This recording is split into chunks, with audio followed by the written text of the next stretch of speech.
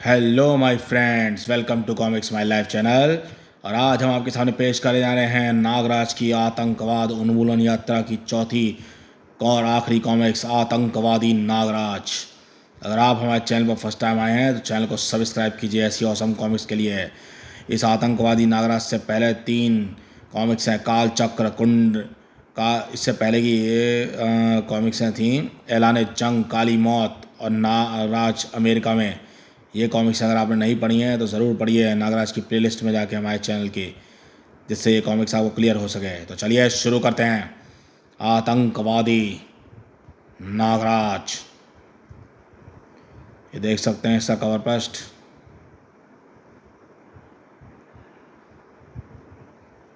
Supreme head द्वारा अगवा की गई भारतीय की तलाश में नागराज ने एक एक करके अफगानिस्तान, अफ्रीका और अमेरिका के आतंकवादी ठिकानों को तबाह कर दिया, लेकिन ना तो वह आतंकवादियों के रहस्यमय सरगना के नज़दीक पहुंच पाया, ना ही भारतीय को ढूंढ पाया। आखिरकार अमेरिका के लिबर्टी आइलैंड में स्थित स्वतंत्रता की देवी के हाथ में थमी मशाल के अंदर मौजूद आतंकवादियों की सरगना पोलका तक नागराज जा पहुंचा। उसी पोलका तक जिसने अपनी एक हमशक्ल को ब्रेन वॉश करके नागराज के साथ लगा रखा था। नागराज पर मशाल के अंदर पड़ते ही पोलका ने एक किरण द्वारा हमला किया और नागराज चकराकर वहीं गिर पड़ा। और पोलका ने नागराज को बनाने की ठान ली है आतंकवादी नागराज।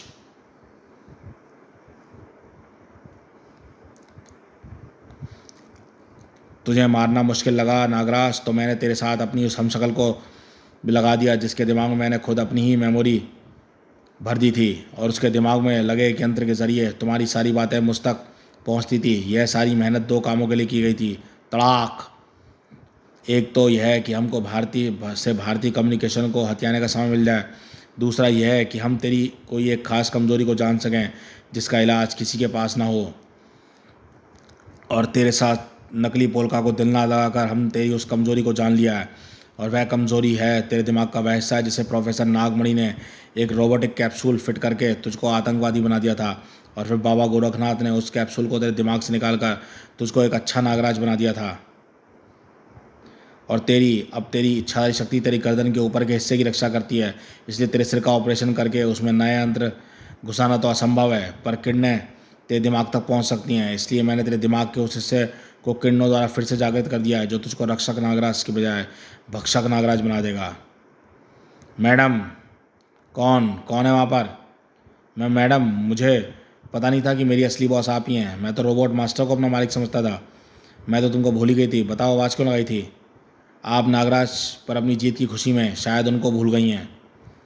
तुम सब चारों तरफ से घिर चुके हो, हथियार डाल दो, क्योंकि भागने के सारे रास्ते बंद हो चुके हैं। अब हम क्या करेंगे मैडम? जो भी करेंगे वह हम ही करेंगे। इन मूर्ख पुलिस वालों को ये बात समझ क्यों नहीं आती कि अगर हम यहाँ अपना अड्डा बनाने की क्षमता रखते हैं तो उस अड्डे की सुरक्षा करने की क्षमता भी रखते हैं। ओ गॉड, ये तो हम पर लेज़र बमों से हमला कर रहे हैं। अब तो पलट का जवाब देना ही होगा, चाहे स्टैचू ऑफ लिबर्टी को नुकसान पहुंचे या नहीं। ग्राउंड यूनिट, आप तुरंत कार्रवाई करें। प्रणाम नोम। आदेश मिलते ही जमीन से हवा में मार करने वाली एंटी एयरक्राफ्ट गन ने मशाल पर अपना निशाना साध लिया, और एक अचूक लेज़र गाइडेड मिसाइल मशाल की तरफ लपकी, लेकिन मिसाइल के निशाने तक पहुंच पाने से पहले ही vroom! I can't believe it, missile अपने आप उड़ रही है। निशाना खुद रवाना हो चुका था। ठीक समझे, हमने इस मिसाइल को, रॉकेट को इसी दिन के लिए इसमें फिट करके रखा था, और इसको तुम्हारे तेज़ उड़ने वाले वायुयान तक नहीं पकड़ सकते, और ना ही कोई रडार या सैटेलाइट इसकी स्थिति का पता लगा सकती हैं। अब इंतज़ार करो उस क़यामत का जो आतंकवादी नागराज के रूप में दुनिया पर टूटने वाली है। अब आर पार की जंग होगी और आतंकवाद की जीत होगी। तेज़ी से उड़ती मिसाइल जल्दी क्षितिज में घुल मिल गई, और आतंकवाद सारी दुनिया को अंगूठा दिखाते हुए अपने बड़े मकसद में कामयाब हो गया था। आतंकवाद का सबसे बड़ा दुश्मन नागराज खुद फिर से एक आतंकवादी बन गया था। ये लो ना, सॉरी, मैं भूल गई थी कि यहाँ पर तुम्हारा नाम नहीं लेना है। लो, मैंने तुम्हारे प्लान को कामयाब बना दिया है। अपना पार्टनर बनाते वक्त मुझे तुमसे यही उम्मीद थी पोलका। मुझे यकीन था कि तुम नाकामयाब नहीं होगी, लेकिन दिमाग पर हुए असर की वजह से कहीं नागराज की नाग सीढ़ियाँ नष्ट तो नहीं हो जाएंगी। नहीं पार्टनर, नागराज की सारी शक्तियाँ दुरुस्त हैं, सिर्फ उसको सोचने का तरीका बदल जाएगा। अब सिर्फ विनाश के बारे में सोचेगा। बस एक गड़बड़ है, हम इसको कंट्रोल नहीं कर सकते। यह वही करेगा जो ये खुद करना चाहेगा। इसको कंट्रोल करने की ज़रूरत नहीं है पोलका, क्योंकि यह अपने आप वही काम करेगा जो हम इससे करवाना चाहते हैं, विनाश।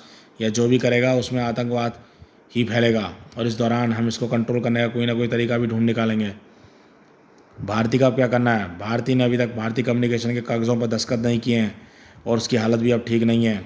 तो फिर छोड़ो भारतीय कम्युनिकेशन को हथियाने का इरादा, और भारतीय को ख़त्म कर दो, हम किसी और तरीके से काम चला लेंगे ना। तुम अभी मुख्य बात नहीं समझ पाई पोलका। नागराज चाहे अभी हमारे कब्जे में हो, लेकिन फिर भी नागराज का खतरा भी बना हुआ है। भारतीय वह कवच है, नागराज से हमेशा हमारी रक्षा करेगा। जब तक नागराज को मार नहीं देते तब तक हमको भारती को भी जिंदा रखना होगा। तुम नागराज पर ध्यान दो। नागराज का पहला काम तय हो चुका है, उसके हाथों से तबाही का तांडव वहीं से शुरू होगा जहाँ की सुरक्षा का भार उसने अपने कंधों पर लिया हुआ था, महानगर से। ओह, ये तो हेरोइन बेचने का वही अड्डा है जिसको मैंने नागराज के रूप में 1 हफ्ते पहले तबाह किया था, लेकिन यहाँ तो धंधा फिर से चालू हो गया, और वह भी जोर शोर से।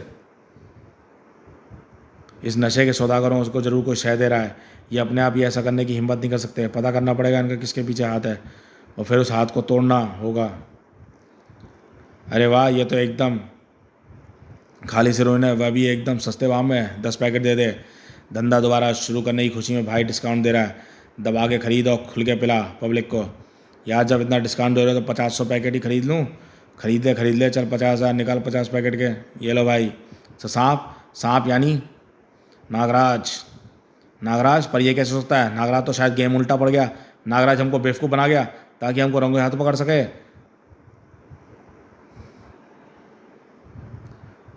लगता तो वही है भीड़ू। क्या बक रहे हो? मैंने तुमको कब बेवकूफ़ बनाया? शायद ये हीरोइन तुम लोगों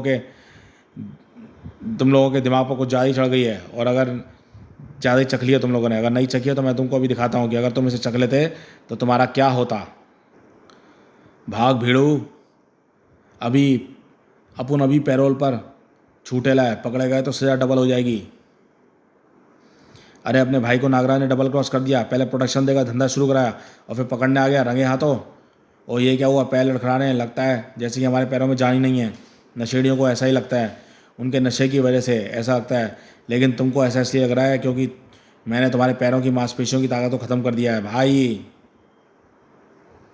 क्यों चिल्ला रहा है पोटैया? अरे क्या हुआ तुझे? नागराज ने अपन को डबल क्रॉस किया है भाई, वो अपन को पकड़ने आया है। अपन को शक था, पहले से शक था, इसलिए अपन तैयारी करके बैठे रहता। समझ ले नागराज। Bram Bram. आहा, ये बार बार ऐसा क्यों कह रहे हैं कि जैसे मैंने इनसे पहले मिलकर इनको प्रोटेक्शन देने का वादा किया था? क्या बेवकूफ़ी कर रहे हो भाई? नागराज पर गोली बारूद असर नहीं करता। इसमें गोली बारूद नहीं है पोटैया, बल्कि सांप का विष उतारने वाली बूटी किस्म की भरी हुई है। यह भस्म नागराज के शरीर के अंदर जाकर इसके विष को नष्ट कर देगी। यह कमज़ोर हो जाएगा और इस हालत में हम इसकी गर्दन को आसानी से काट सकेंगे। ओह, मैं अभी क्राइम फाइटिंग में नया हूँ। नागराज जैसा अनुभव नहीं है मुझ में। अगर होता तो पहले मैं इन पर काबू पाने की सोचता, फिर इनकी बातों पर गौर करता। विष की कमी के कारण कमज़ोरी लग रही है। विष की कमी के कारण मणि की शक्तियाँ भी क्षीण हो गई हैं। मुझे संभलने में थोड़ा समय लग सकता है, और इतनी देर में यह तलवार मेरी गर्दन उड़ा सकती है। मुझे कौन बचाएगा? ये बचाएगा मुझे।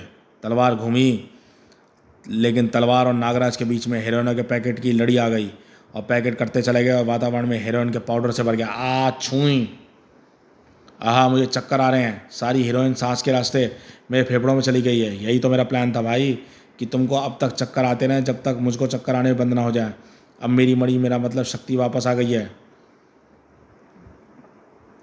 अब मैं तुम्हारी नशे की इस लंका का नाश करूंगा, हनुमान जी की तरह अपनी दुम में आग लगाकर। अब ये जलती पूछ कहाँ से आ गई? अरे कम से कम ये मकान तो मेरे बुढ़ापे के लिए छोड़ दे नागराज। मकान में रखा माल जल जाए पर मकान की दीवारें तो सही सलामत रहने दे। भाई जलते मकान के अंदर कोई है? अबे नशा मुझे हुआ है या तुझे? तुम दोनों के अलावा मकान के अंदर तो सिर्फ माल था बहू।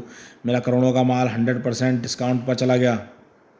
नहीं भाई, पोटैया सही कह रहा है, कोई बाहर आ रहा है और मकान में लगी आग भी बुझ रही है, और बुझ भी रही है बड़े स्टाइल से। मकान बर्फ़ से ढक रहा है।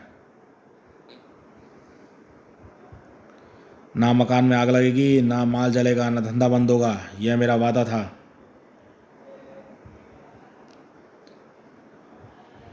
और नागराज अपना वादा हमेशा पूरा करता है। अगर मैं इसी तरह से नशे की दुकानों को बंद होता देखता रहा तो आतंकवाद को बढ़ाने के लिए पैसा कहाँ से आएगा? तुम सब फिलहाल यहाँ से जाओ, इससे मैं निपटता हूँ। नागराज, तुम यहाँ पर कब आए और तुम आतंकवाद की हिमायत कब से करने लगे? दो दो नागराज, ये क्या चक्कर है? कुछ समझ में नहीं आ रहा। तुझे चक्कर समझ में नहीं आ रहा और मुझे सिर्फ चक्कर आ रहे हैं। फिलहाल तो अपने वाले नागराज ने कहा है भाग तो भाग, दो दो नागराज जब टकराएंगे तो यहाँ पर भूचाल आ जाएगा। नागराज ये क्या हो गया तुमको? आतंकवादियों ने किसी तरह से तुम्हारा ब्रेन वॉश कर दिया है। संभालो अपने आप को और पहचानो मुझे, मैं नागू हूँ, जिसको तुमने अपनी अनुपस्थिति के दौरान महानगर में नागराज बनाकर छोड़ गए थे। पहचाना मुझे नागराज? मैं तुमको भूला ही कब था नागू। तेरे जैसे निकम्मे फिल्मी कीड़े को भला कौन भूल सकता है। अब अपना असली रूप धारण कर और दुम दबाकर भाग जाए ऐसे, वरना तुझ जैसे आतंकवाद के दुश्मन को नागराज गलाकर पानी बना देगा।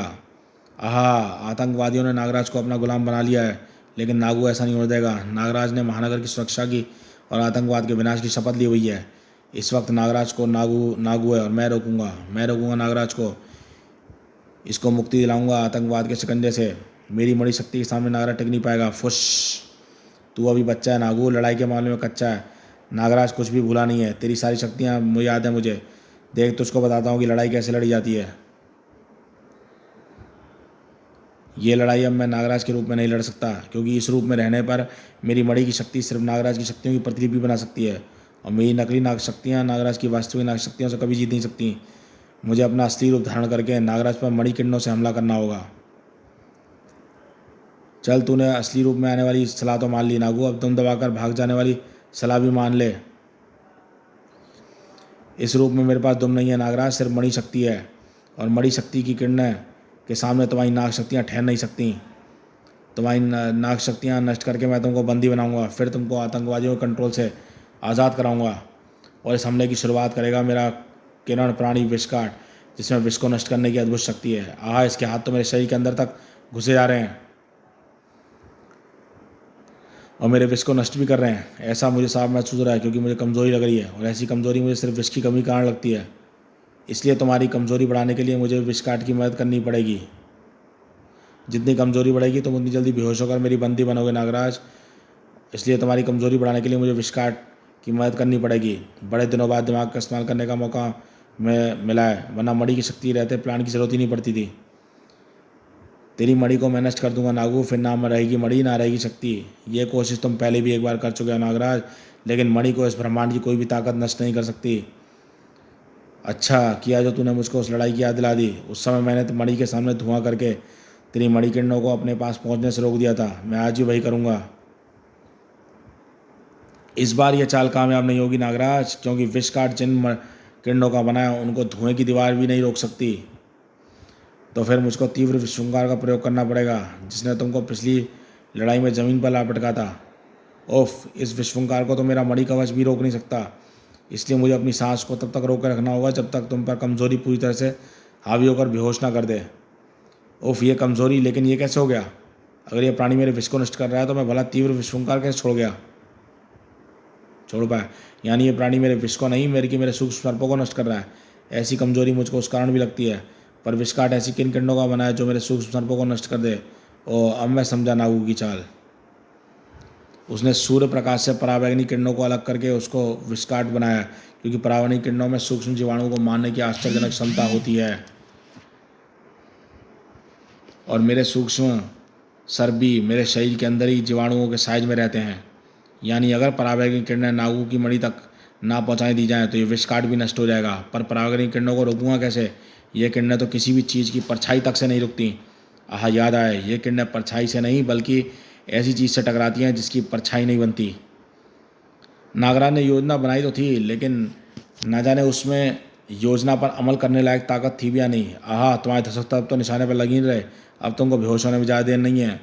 मेरा निशाना सही जगह पर लग रहा है नागू। मेरे धसक सर्प ठेले में लदी रेत को गर्म कर रहे हैं, और रेत के गर्म होने से रेत पिघलती है और कांच बनता है, और कांच एक ऐसा पदार्थ है जो खुद अपनी परछाई नहीं बनाता, लेकिन अल्ट्रावायलेट यानी पराबैंगनी किरणों को रोक लेता है। और जब तक पराबैंगनी किरणों से तुम्हारी मणि का संपर्क कट गया है, अब उन किरणों से बना विषकाट भी अपने आप नष्ट हो गया है। कोई बात नहीं, एक बात चूक गया तो क्या हुआ, मेरी मणि अभी भी सलामत है। अब मैं और घातक वार करूँगा, उसका मौका तुमको ना मिले नागू, क्योंकि तुम जहाँ पर खड़े हो वहाँ की ज़मीन को मेरे सर्प खोद चुके हैं। ज़मीन के नीचे तुम्हारी मणि शक्ति तुम्हारी मदद नहीं कर पाएगी, और मैं तुमको यहाँ से जिंदा बाहर निकलने नहीं दूंगा। तुम्हारी कब्र यहीं पर बनेगी। ये क्या पागलपन है नागराज, होश में आओ। सौडांगी, तुम भी? हाँ नागराज, मैं यहाँ पर नशे के सौदागरों के खिलाफ नागू की मदद करने आई थी। मैंने सपने में भी ख्याल नहीं आया था कि नशे के सौदागरों की बजाय मुझे तुमसे लड़ना पड़ेगा। लड़ने की शुरुआत नागू ने की थी। अगर तुम भी नागू के साथ यहीं पर दफन हो चाहती हो तो लड़ाई की शुरुआत कर सकती हो। मैं तुमसे लड़ना नहीं चाहती। नागराज, तुम सिर्फ नागू को ज़मीन से बाहर निकलने दो और ये बताओ कि आखिर तुम नशे के सौदागरों की मदद क्यों कर रहे हो। नागराज किसी के सवाल का जवाब नहीं देता। मैं जा रहा हूँ, अगर नागू जिंदा बचा हो तो उसे बाहर निकाल लो। भला लाश को बाहर निकालने से भला क्या फ़ायदा है। नागू का सिर्फ बाहर निकालने से मेरा काम हो जाएगा। बाकी का समय मैं तुमको रोकने में लगाऊंगी। सोलंकी के कांटेदार दुम ने नागराज को चीखने पर मजबूर कर दिया और इस चीख ने पोलका को चिंतित कर दिया। चलो, दूसरे नागराज का रहस्य तो खुला, लेकिन मुझे ये नहीं पता था कि ये दोनों सांप नागराज के शरीर से बाहर हैं। नागराज इनसे निपट तो लेगा ना? निपट लेगा, लेकिन इनमें से एक बात तो पक्की हो गई, तुम्हारी किरण ने काम किया है, वरना नागराज आतंकवादी बनकर अपने ही सांपों पर कभी वार नहीं करता। सोडांगी के कांटों ने नागराज के शरीर को छलनी कर दिया था और कांटे शरीर में घुसे रहने के कारण नागराज के घाव भर भी नहीं पा रहे थे। उफ, ये कांटे तो मुझको असहनीय पीड़ा पहुंचा रहे हैं। मैं कुछ सोच भी नहीं पा रहा हूँ। यही तो मैं चाहती हूँ कि तुम कुछ सोच ना पाओ। मैं तुमको बंदी बनाकर तुमको उस शख्स का नाम जान सकूंगी जिसने तुमको इस हाल में पहुंचाया है, और फिर उससे तुम्हारा सामान्य होने का तरीका उगलवा सकूं। आहा, तुमने मुझे छोड़कर बहुत बड़ी गलती की सोडांगी। अब मैं तुमको मैं बाहर नहीं निकल पा रहा हूँ, इस गोले में फंसकर रह गया हूँ। तंत्र तुम्हारी कमजोरी है नागराज, और सोडांगी तंत्र विद्या की धनी है। मेरी इजिप्शियन शक्ति, तंत्र शक्ति, तुम्हारे पास कोई काट नहीं है। अब ये गोला छोटा होता जाएगा और तुमको अपने शिकंजे में कसकर बेहोश कर देगा। अगर तुम अपनी इस दुर्दशा से बचना चाहते हो तो बता दो मुझे उसका नाम जिसने तुम्हारा ब्रेन वॉश करके तुमको अपराधियों का सहयोगी बना दिया है। तंत्र शक्ति की तो नागराज के पास सचमुच कोई कार्ड नहीं है पार्टनर। नागराज से कोई बड़ा हादसा करने से पहले ही पकड़ा जाएगा। जिसको मारने का तरीका मैं और तुम नहीं खोज पाए उसको भला नागिन क्या मारेगी। तुम इस लड़ाई का मजा लो और नागराज का कमाल देखो। नागराज अपनी तरफ से भरपूर कोशिश कर रहा था। इच्छाधारी कणों में बदलना भी तुम्हें बचा नहीं पाएगा नागराज, क्योंकि तुम्हारे इच्छाधारी कण भी इस गोले तंत्र से पार नहीं जा सकते। अरे नागराज, तो धूल गुबार में से गायब हो गया। नहीं, नागराज अंदर ही है। इसके तड़पने से धूल का गुबार उठ रहा था और इसको कुछ पलों के लिए छिपा लिया था। यही मैं सोची थी कि भला मैं तंत्र गोले के पार नागराज कैसे जा सकता है। अब इसके बेहोश होने में ज़्यादा वक्त नहीं है। लो, बेहोश हो गया नागराज। अब मैं इस तंत्र गोले से बाहर निकलकर स्नेक पार्क के डायरेक्टर के पास ले जाती हूँ। वही नागराज के दिमाग का इलाज। अरे ये तो नागू है, ये यहाँ पर कैसे आ गया? और नागराज कहाँ गया? नागराज यहाँ है नागिन। तुम्हारे तंत्र गोले का असर ज़मीन के ऊपर ही था, नीचे नहीं। और यह बात समझ आती मैं इच्छाधारी कणों में बदलकर ज़मीन की दरार में घुसकर आज़ाद हो गया। लेकिन उधर नागू भी होश आ रहा था। मैं होश आ रहा था, इसलिए मैंने सुरंग के ज़रिए नागू को तुम्हारे तंत्र गोले के बीच में ला पटका, और जब तुम्हारी तंत्र किरणों ने नागू को बेहोश किया तब तक मैं अपनी शक्ति को वापस बटोर लिया।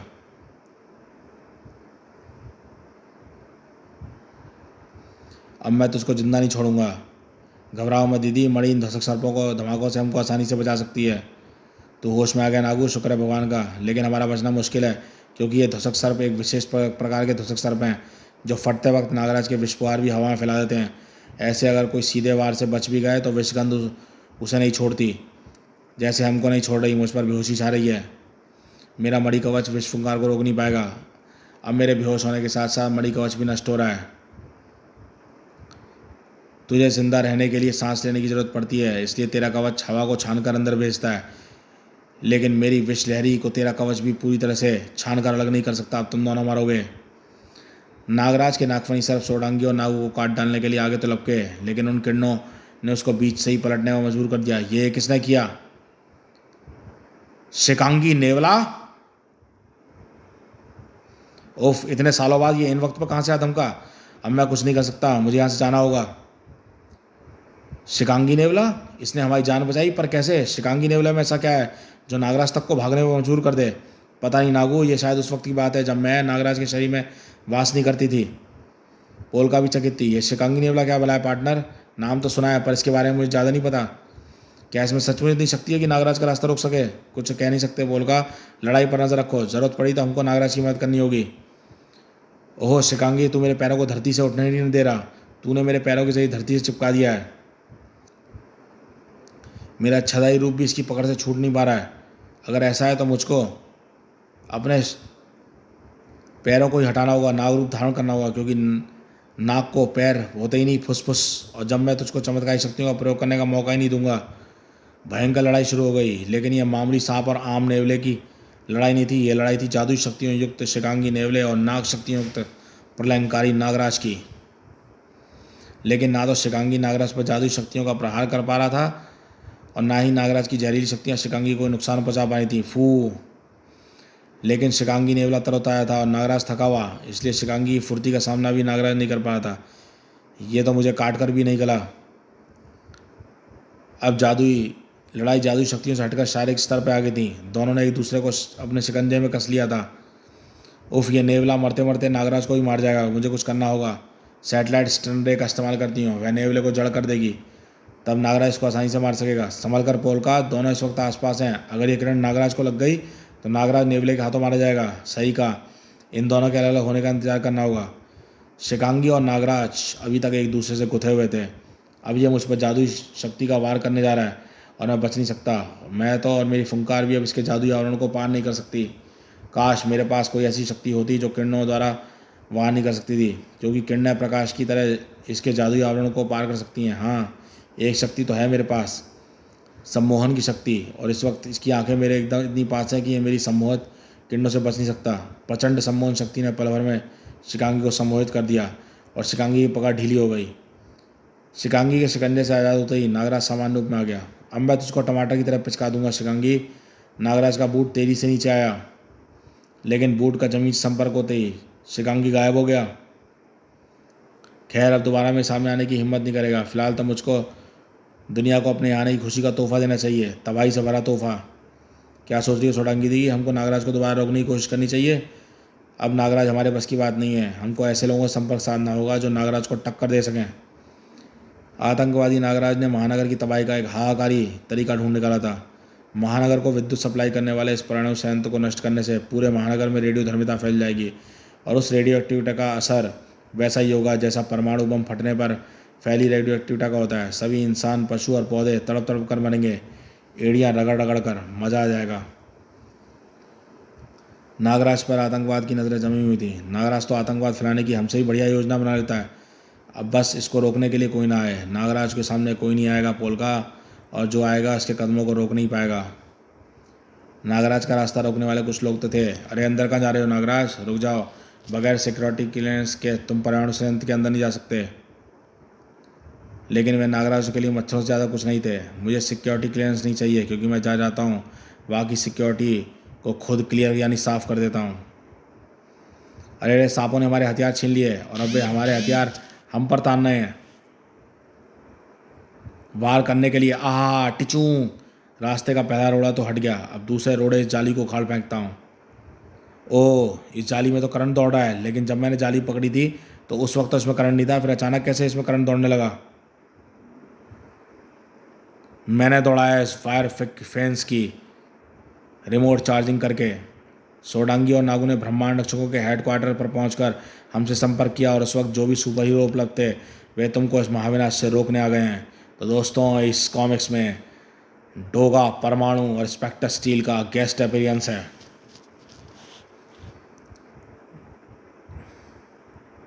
लेकिन उड़ने से पहले तुम दोनों एक बात सुन लो। एक तो तू डोगा उड़ना सीख ले, वरना हर बार मुझे तुझे लेने के लिए दिल्ली से मुंबई का चक्कर लगाना पड़ता है। और स्टील, या तो तू अपना हेलीकॉप्टर ठीक करा या फिर अपना वजन कम कर। परमाणु, स्टील, डोगा, तुम लोगों को आने की ज़रूरत क्या पड़ी? लगता है तुम लोगों को मेरे खिलाफ बहकाया गया है। हो सकता है नागराज, लेकिन हमको सच्चाई का पता करना होगा। तुम ये बताओ कि तुम इस न्यूक्लियर प्लांट के अंदर क्यों जा रहे थे? अंदर क्यों जाना चाहते थे? मुझे कुछ आतंकवादियों के छुपे होने की खबर मिली थी। मैंने पूरा प्लांट स्कैन कर लिया है, अंदर कोई आतंकवादी नहीं छिपा हुआ है। ओह, यानी खबर झूठी थी। सॉरी दोस्तों, मेरी वजह से तुमको तकलीफ़ हुई।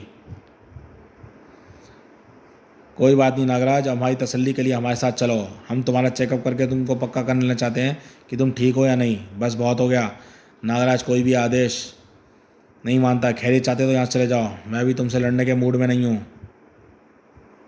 पर हमारा मूड तो बहुत अच्छा है। अब हम तो तुमको अपने साथ लेके ही चलेंगे गपशप करने के लिए। और वहाँ से दूर हिमालय की बर्फीली पहाड़ियों पर कोई छोटे छोटे पैरों के निशान छोड़ता हुआ चढ़ता जा रहा था। उसकी मंजिल थी ऊंची चोटी पर स्थित बर्फ की एक शिला। ची ची ची चू चू चू चुम चुम। शिगांगी, तू यहाँ पर कैसे? तुझको तो नागराज के पीछे पीछे लगे रहना था। ज़रूर कुछ बड़ी विपदा आन पड़ी है। बोल, क्या हुआ है? नागराज को तीन सुपर हीरो से एक साथ भिड़ना पड़ रहा था। ओहो, नागराज छलारी कणों में बदलकर मेरी कैद से आज़ाद होना चाहता है। तो फिर इसको एक बार फिर बिजली का झटका देना होगा ताकि ये छलारी कणों में बदलने के लिए ध्यान केंद्रित ना कर पाए। तुम्हारी करंट तो इस पर कुछ सेकंडों के लिए असर करेंगे स्टील, लेकिन मेरा ग्रेनेड लॉन्चर नागराज के शरीर में इतना बड़ा छेद कर देगा कि इसको भरने में इसके सांपों को कई मिनट लग जाएंगे। उतनी देर में तड़पता रहेगा और हम इसको आराम से काबू में कर लेंगे। बड़ाम! आहा, मैं हार मानता हूँ, आकर मुझे पकड़ लो। मैं एक साथ तुम तीनों का मुकाबला नहीं कर सकता, लेकिन एक एक करके कर सकता हूँ। हाँ, देखा नागराज की तरफ कदम बढ़ाने का अंजाम। मेरे सरपों ने सुरंग खोदकर दो सुपर हीरोज़ को तो ज़मीन में घुसेड़ दिया। धड़ाक! जब तक वे बाहर निकलने का कुछ इंतजाम करेंगे तब तक मैं तेरा इंतजाम कर दूंगा, डोगा। आहा, नागराज की अद्भुत शारीरिक शक्ति से मुझे बचना होगा। अब मैं तुझे बंदरों से बांध लूंगा, सर्प बंदरों में। तेरे सांप मुझ तक नहीं पहुंच पाएंगे नागराज, क्योंकि अगर सांप नागराज के दोस्त हैं तो कुत्ते डोगा के यार हैं। और बारूद डोगा की ताकत है। देख, तूने अपने पैर द्वारा डोगा द्वारा बिछाई गई लैंडमाइन पर रख दिया। बड़ाम!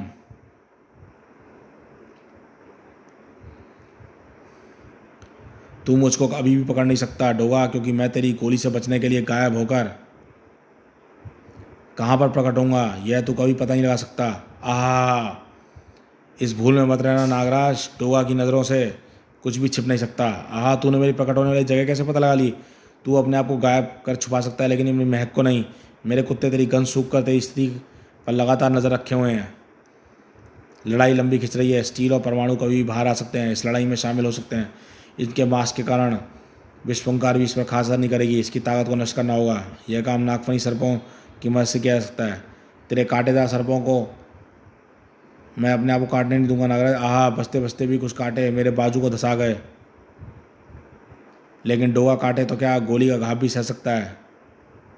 इन मामूली कांटों का दर्द इस फौलादी जिस्म पर कोई असर नहीं डालेगा नागराज। खचाक! डालेगा डोगा, डालेगा।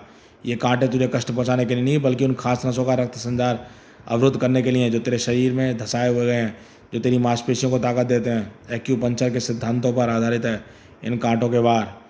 अब तेरे हाथ पैर सुन्न हो गए हैं डोगा, और अब मेरा एक ही घुसा तुझे होश की सीमा के पार ले जाने के लिए काफ़ी है। डोगा नागराज की इस अद्भुत चाल का शिकार हो गया था। धड़ाक! डोगा को तो नागराज ने कुछ समय के लिए रास्ते से हटा दिया था, लेकिन नागराज का रास्ता अभी भी साफ नहीं हुआ था। बस नागराज, अब तेरी कोई चाल नहीं चलेगी। अगर तेरे नागों ने मुझे सुरंग के नीचे पकड़ना रखा होता तो मैं और जल्दी आ जाता। अगर देर से आते तो कुछ समय और जी लेते। जल्दी आकर तुमने अपनी ज़िंदगी छोटी कर ली। धड़ाक! आह,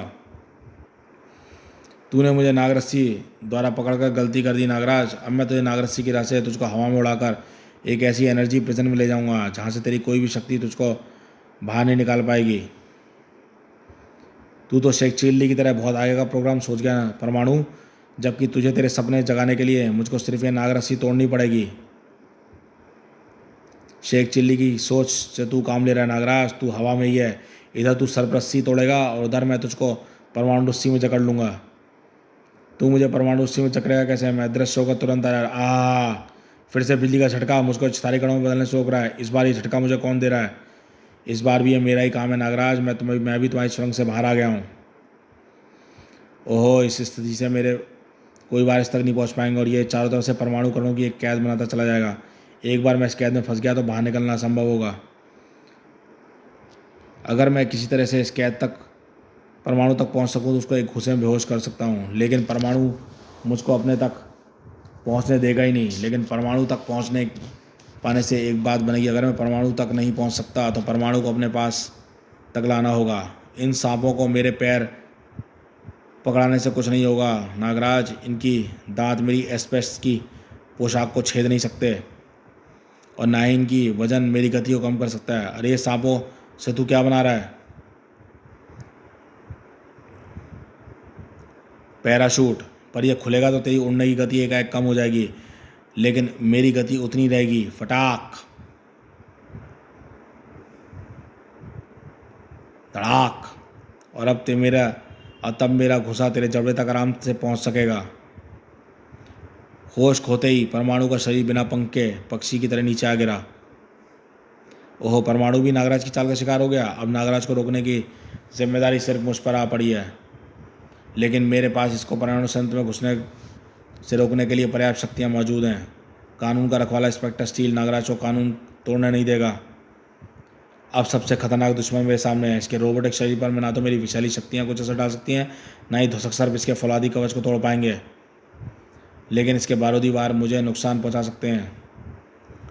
इसलिए फ़िलहाल मैं इससे लड़ने के झंझट में नहीं पड़ूंगा। पहले मैं अपनी मंजिल के जितना पास हो गए उतनी पास पहुंचने की कोशिश करूंगा। नागराज की विश्वंकार सुरक्षा कर्मियों से भरे रास्ते को साफ कर दिया जाती है और परमाणु संयंत्र होने के कारण इंस्पेक्टर स्टील नागराज पर वार करने का खतरा मोल नहीं रहा था। फू ओफ, नागराज तेजी से मुझसे दूर होता जा रहा है और अब तो वह परमाणु रिएक्टर के मेन कंट्रोल रूम तक पहुंच चुका है। इसके इरादे नेक नहीं लगते। अब तो खतरा हो या ना हो, इसको रोकने के लिए वार करना ही होगा। बस नागराज, बहुत हो गया, रुक जाओ, वरना मुझे तुमको जिंदा पकड़ने का इरादा छोड़ना पड़ेगा। जिंदा तो अब ना तू बचेगा, ना ही महानगर का कोई जीवित प्राणी। बस शायद कॉकरोच जिंदा बच सकें, क्योंकि वे रेडियो एक्टिविटी की घातक किरणों को सह सकते हैं और ये काम मैं बड़े आराम से कर सकता हूँ। मुझको इस नॉब को तोड़ना है जो परमाणु विखंडन की प्रक्रिया को नियंत्रित कर रही है। इस स्विच को तोड़ने से प्रतिक्रिया नियंत्रित हो जाएगी और ये पूरा परमाणु संयंत्र एटम बम की तरह फट पड़ेगा। अरे ये क्या मैं सोच रहा हूँ, क्या हो गया मुझको? ऐसा करने से तो करोड़ों जीवन काल के गाल में समा जाएंगे। नागराज का अच्छा रूप उसके बुरे रूप पर हावी होने की पूरी कोशिश कर रहा था और इस दृश्य ने पोल का कोई चिंता में डाल दिया। मैंने अच्छा किया कि अपने सिस्टम को परमाणु संयंत्र के क्लोज सर्किट टीवी सिस्टम से जोड़ लिया, वरना हमको नागराज की हालत सुधारने का पता नहीं चलता। कुछ करो पोल का, नागराज जल्दी अपने ऊपर काबू पा लेगा। अगर ऐसा हुआ तो मैं नागराज को ब्रेन वॉश करने का एक बार फिर बार करूंगी और इस बार मैं इसको डबल डोज दूंगी। नागराज का दिमाग अच्छे और बुरे विचारों के बीच में झुल रहा था और इस अनिश्चय की स्थिति ने स्टील को अपना वार करने का मौका दे दिया। अब तेरे हाथ उस नॉब तक नहीं पहुंच पाएंगे नागराज। जो आदमी इच्छाधारी कणों में बदल सकने की क्षमता रखता हो, उसको तुम्हें बांधने का बंधन क्या भला बांध पाएंगे स्टील। यहाँ पर इच्छाधारी कणों में बदलने की भूल मत करना नागराज। यहाँ पर चारों तरफ रेडियो एक्टिविटी फैली हुई है। अगर तुम इच्छाधारी कणों में परिवर्तित हुए तो ये रेडियो एक्टिविटी तुमको सामान्य रूप में शायद दोबारा न जुड़ने दे। तुझे मुझसे सिर्फ तेरी इच्छाधारी शक्ति बचा सकती है नागराज, लेकिन उसका प्रयोग तू कर नहीं सकता। इसलिए अब अपने आप को कानून के हवाले कर दे और ये नाक छोड़ने की बेकार मेहनत बंद कर दे। ये मुझ पर कोई असर नहीं डालेंगे। अब तो मेरे मशीनी बदन में सीलबंद सर्किट लगे हैं, जहाँ तक तुम्हारे सूक्ष्म सर भी नहीं पहुँच सकते। अरे ये तुम्हें नाक को शरीर के चारों तरफ चक्कर क्यों कटा रहा है? ये चक्कर यूँ ही नहीं काट रहे, यहाँ पर मौजूद तारों को काट कर तेरे बदन पर लपेट रहे हैं, जिनमें जब करंट दौड़ेगा तो तार की कुंडली चुंबकीय फील्ड पैदा करेगी और ये चुंबकीय छेद तेरी सर्किटों में व्यवधान पैदा करेगा और तेरी ताकत खत्म हो जाएगी स्टील। और तब मैं परमाणु विघटन नियंत्रित करने वाली नॉब को तोड़ने का काम तुम्हारे बदन से ही करूँगा। ये तूने क्या किया नागराज? अब ये प्लांट एटम बम की तरफ फटेगा और तुम भी नहीं बचोगे। वैसे तो मेरा प्लान इच्छाधारी कणों में बदल कर बचने का था, लेकिन तूने मुझे डरा दिया है, इसलिए मैंने अपने आप को बचने के लिए सर्पों से सुरंग खुदवा ली है। पर मैं तुझे इसमें घुसने नहीं दूंगा, क्योंकि मैं घुसते घुसते इस सुरंग को ऊपर से बंद भी करता जाऊंगा और कीमती पल धीरे धीरे सरके जा रहे थे।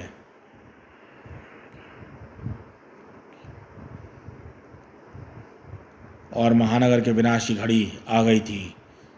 बड़ाम, बूम।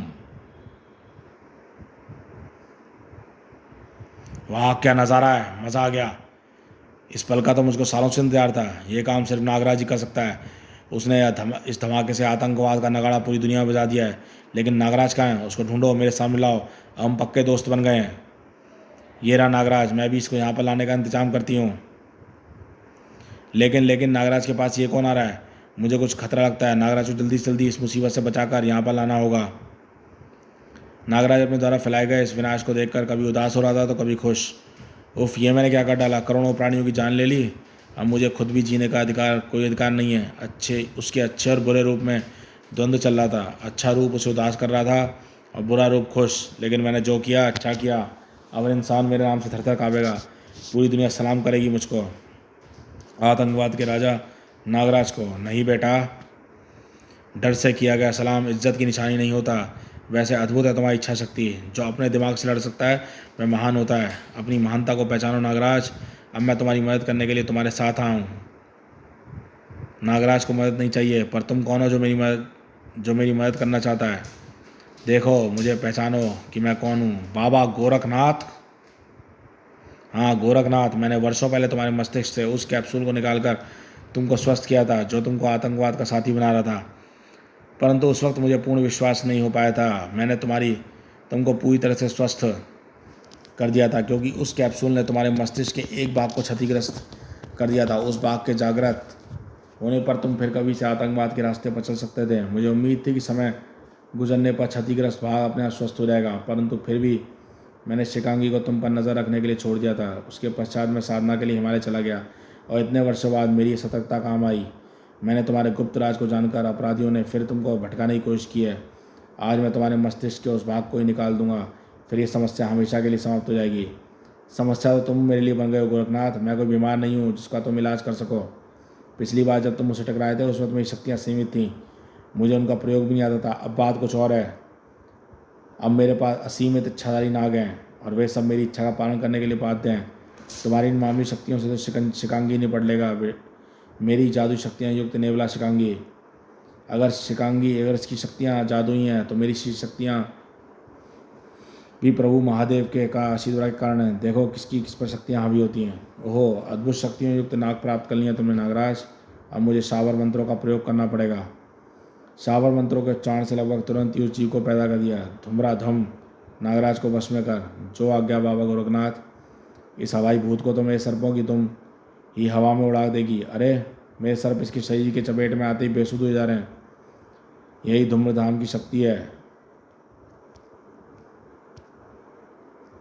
यह सर्पों को नष्ट कर देता है और सर्प ही तुम्हारी शक्ति हैं। अब यह तुमको न चारों तरफ से घेर कर तुम्हारे रोम छिद्रों के द्वारा तुम्हारे शरीर में प्रविष्ट होकर तुम्हारे सर्पों को नष्ट करेगा और तुम शक्तिहीन हो जाओगे। फिर तुम्हारी शल्य चिकित्सा करके मैं तुमको हमेशा के लिए ठीक कर दूंगा। ये धूम्रधाम तो मेरे शरीर में घुसता जा रहा है और मेरे सर्पों को नष्ट कर रहा है। मुझ पर कमजोरी छा रही है और इसको अपने शरीर से अलग कर पाना संभव है। काश मेरे यहाँ पर वैक्यूम क्लीनर होता तो मैं इसको अपने अंदर खींच लेता। अरे, मिल गया रास्ता। ये पतली सुरंग काफ़ी गहरी लगती है, ये बचाएगी मुझको। बस मुझको एक ऐसी चट्टान चाहिए जो उसके मुंह पर फिट हो सके। ये चट्टान मेरे काम की लग रही है। नागराज की स्टिक ने पथरीले गोले को सुरंग के मुंह पर ला पटका और फिर नागराज ने उस सुरंग के पास पहुंचकर उस सुरंग को के रास्ते ज़मीन की तरफ रवाना कर दिया। नीचे लौटती चट्टान ऊपर की हवा को ऐसे खींचती चली गई जैसे वह चट्टान नहीं साइकिल पंप का पिस्टन हो, और इस तरह से पैदा हुए जबरदस्त खिंचाव से धूम्रधाम के शरीर को भी अंदर खींच लिया। तुम्हारा वार बेकार हो गया गोरखनाथ। अब मेरा वार झेलने को तैयार हो जाओ। गोरखनाथ के पास वारों की कोई कमी नहीं है नागराज। तेरे वारों को मैंने रोक लिया। अब तू मेरा वार सहने को तैयार हो जा। जा, तुझको मूर्ति बना देगा। गोरखनाथ के मंत्रों के कारण चारों तरफ उड़ते पथरीले कण नागराज के शरीर पर तेजी से चिपकने लगे और नागराज के ऊपर पत्थर की एक परत जमने लगी और नागराज की मूर्ति बनकर बेबस हो गया था। अब मैं तुमको शल्य चिकित्सा मस्तिष्क योग द्वारा शल्य क्रिया द्वारा तुम्हारे मस्तिष्क के क्षतिग्रस्त भाग को बाहर निकाल दूंगा। तू नागराज के साथ कुछ नहीं कर पाएगा योगी। अरे, ये किसने फेंका नागराज पर अपना शिकंजा? मैंने बुड्ढे। और नब नागराज मेरे साथ आएगा और तू सिर्फ अपना हाथ मलेगा। अरे, फिर ये क्या हो गया? नागराज मेरे हाथों से निकल गया, पर मैं भी इसको स्वस्थ करके ही रहूँगा।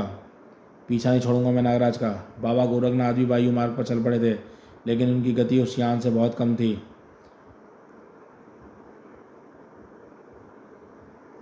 जो देखते ही देखते कश्मीर की हसीन वादियों के ऊपर मंडरा था। अब कोई खतरा नहीं है नागराज। अब हम अपने इलाके में, यही है कश्मीर घाटी, हमारे मुख्य आतंकवादी अड्डा।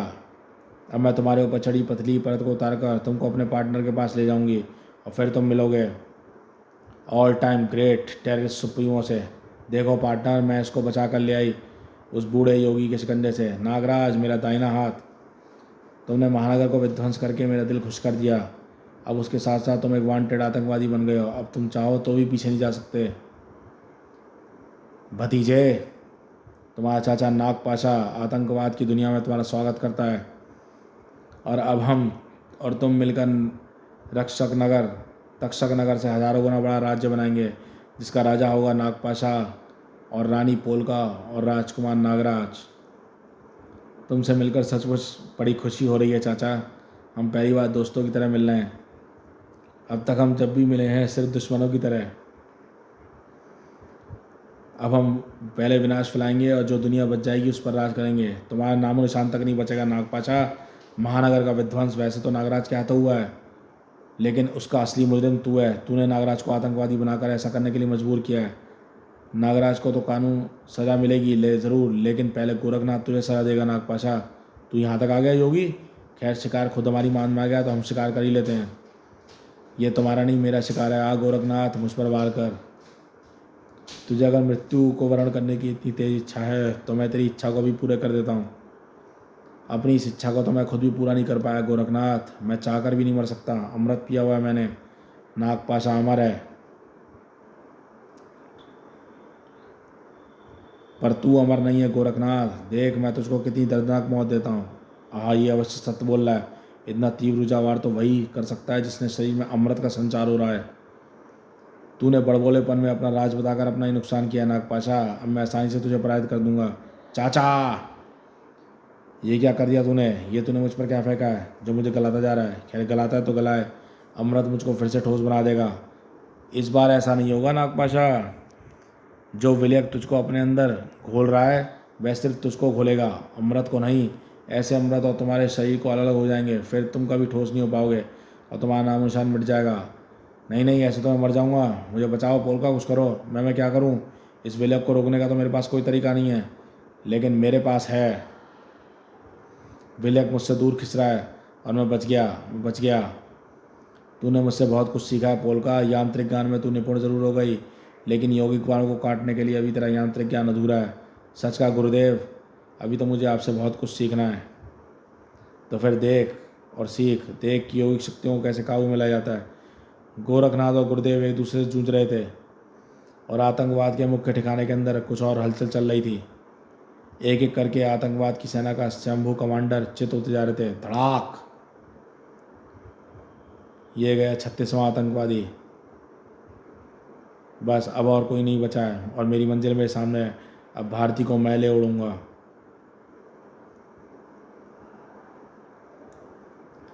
गोरखनाथ के लिए काम इतना आसान नहीं था। ओह, तूने मेरी कुंडली पर वार करके उसको सुला दिया है। मेरी यौगिक शक्तियाँ लुप्त होती जा रही हैं। मुझे कुंडली को जागृत करने के लिए थोड़ा समय चाहिए। वक्त तुझे कैसे मिल सकता है गोरखनाथ? इस धरती पर तेरा वक्त तो ख़त्म हो चुका है। वह वार शायद गोरखनाथ का खात्मा ही कर देता अगर वह ढाल बीच में ना गई होती। ये सांप कहाँ से आए? नागराज तो इधर खड़ा है। तो फिर उधर कौन है? अरे, भारती को लिए एक और नागराज, फिर से दो नागराज। इनमें से असली कौन सा है? बस बहुत एक्टिंग कर ली मैंने। अब तो सच बोलना ही पड़ेगा भाई पाशा जी, मैं नागराज नहीं हूँ।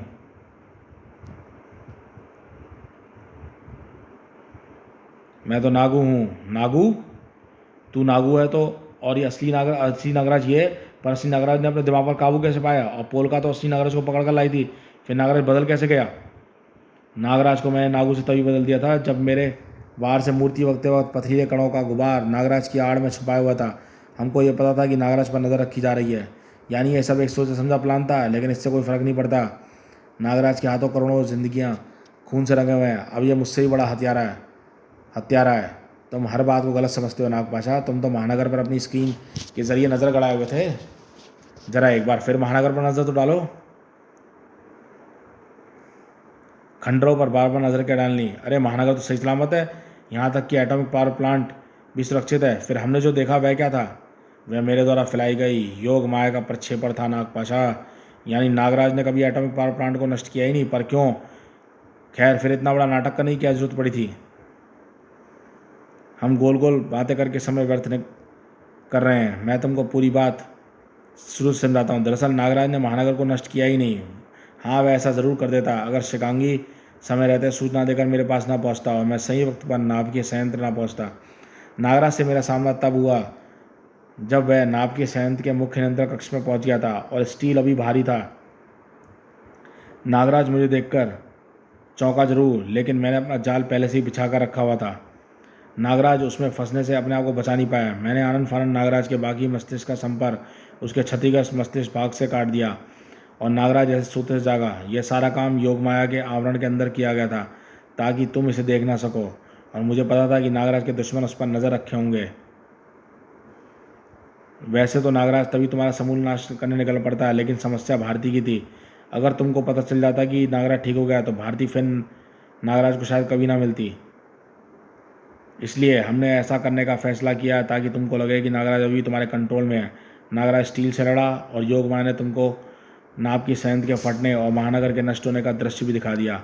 अब समस्या यह थी कि नागराज को तुम्हारे ठिकाने का सही सही पता नहीं था, इसलिए यह ज़रूरी था कि तुम खुद आकर उसको ले जाओ। पर इसमें एक खतरा था कि नागराज फिर से तुम्हारा गुलाम बन सकता था, क्योंकि मुझे शल्य क्रिया करके मस्तिष्क के क्षतिग्रस्त भाग को बाहर निकालने का मौका नहीं मिला था।